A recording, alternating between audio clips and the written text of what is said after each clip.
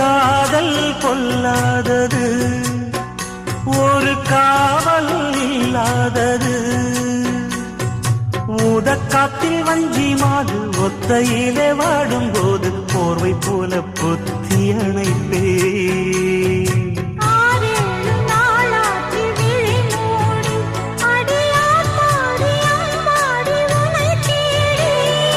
நீதானே மானே என் இளஞ்சோடி, உனை நீங்காது என்றும் என் உயிர் நாடி.